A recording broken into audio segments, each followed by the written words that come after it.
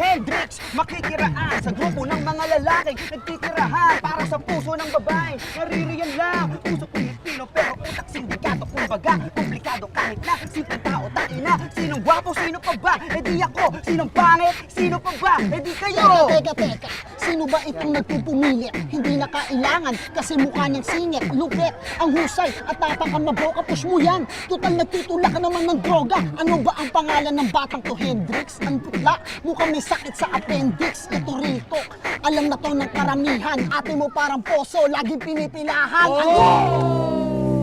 Bakit hindi ko maintindihan? Sino ba at nasaan?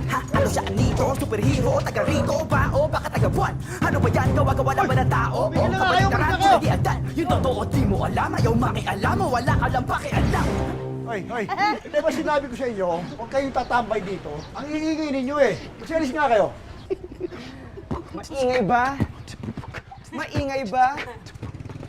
Maingay ba? Yan tuloy, nagising si Lolo. Ubus na nga buhok mo, mainit pa yung ulo. Lumipat na sa kilikili mo yung mga kuto. Kasi amoy dato puti na yung bulbul mo. Kaya umuwi na po kayo sa inyo. O di kaya tara, hatid kita sa sementeryo.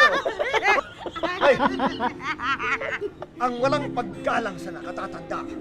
Isang marka ng tarantadong bata. Kaya kung akala mo, cool kang Makata, mag-practice ka muna. Supot kang binata. Alis! Makakala mo, hindi ko alam na nagpupunta ka na naman dun sa raprapan na yan. Putang ina mo, hoy! Walang sumiseryoso sa'yo doon, gago. Aminin niyo, Dok. Tutuwa rin kayo. Marami kayo natuturo sa akin, oh.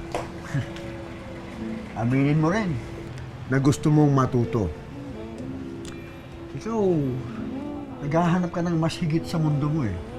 Kuha ka ng paraan para mabalik mo sa akin yung tangina mo, yung pera ko! Pinahiya mo ako? Tangina mo?